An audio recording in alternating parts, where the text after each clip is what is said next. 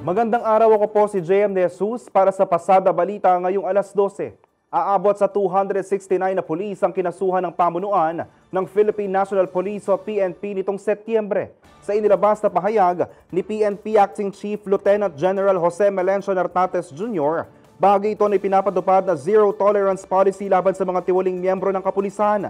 Nagresulta mga kasong isinampa sa pagkakadismiss ng 92 PNP personnel, 18 demotion, 117 suspensions, 2 pinatawan ng forfeiture of salary o pagbawi ng sahod, 27 reprimands, 8 restrictions at 5 withholding of privileges.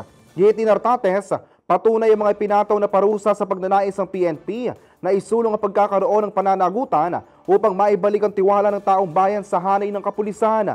Sinabi naman ni PNP spokesperson Brigadier General Randolph Tuanyo na mga kasong ito ay nagpapakita ng mga akbang upang malinis ang organisasyon sa mga pulis na hindi sumusunod sa mga wastong alituntunin. Samantala, iniulat ng PNP Anti-Cybercrime Group o PNP-ACG na 239 cybercrime cases ang naisampa rin nitong Setyembre. Sa bilang na ito, 167 ang regular filing at 72 ang dumaan sa inquest proceedings. Kasunod ito ng atas si Pangulong Ferdinand Marcos Jr. na palakasin ang kampanya ng gobyerno laban sa cybercrimes at tiyakin ang proteksyon ng publiko sa digital space.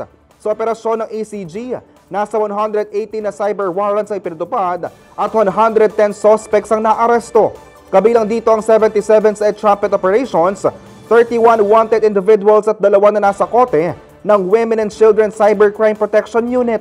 Sa kabuuan, 131 digital forensic examinations ay sinagawa nito nakaraang buwan na nagresulta sa 25 convictions. Narescue rin ng ACG ang 6 na menor de edad mula sa online abuse at isinailalim sa kustodiya ng 2 bata na itinuturing na in conflict with the law.